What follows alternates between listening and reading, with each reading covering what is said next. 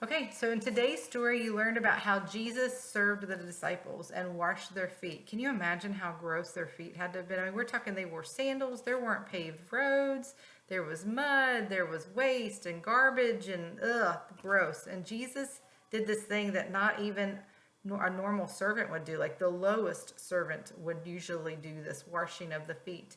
And so in this story, you probably heard where Peter said, Jesus, don't wash my feet. I don't want you. You shouldn't do that.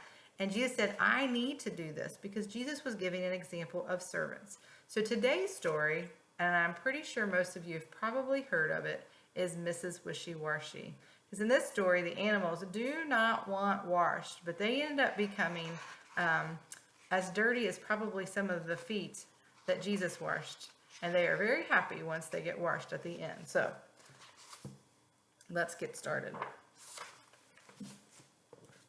Oh, by the way, the author for this is Cowley. This is Mrs. Wishy-Washy, and this is her farm. Here is her house and her truck and her barn. Here by the barn is the old tin tub where all the animals go for a scrub.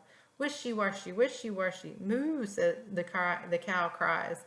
I hate this old tub. I've got soap in my eyes. Wishy-washy, wishy-washy, ee, the pig squeals. I've been scrubbed from my nose to my heels. Wishy-washy, wishy-washy, quack, the duck moans. I've got suds in my feathers and aches in my bones.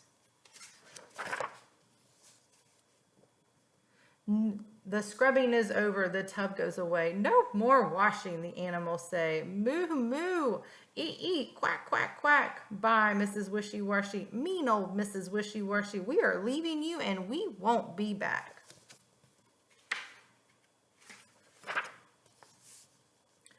Fast down the highway they run side by side. Where will they go? Where will they hide? Eat, the city, squeals the old pig. We'll go to the city where the barns are big. But the city is wild as a farm stampede. There is nowhere to rest and nowhere to feed. The 3 hungry animals walk into the barn. There is food on the dishes, but it's not like the farm. The cow looks around with an anxious face. I think we could be in the wrong eating place. Along comes the cook with an angry shout. You'll be roast on toast if you don't get out.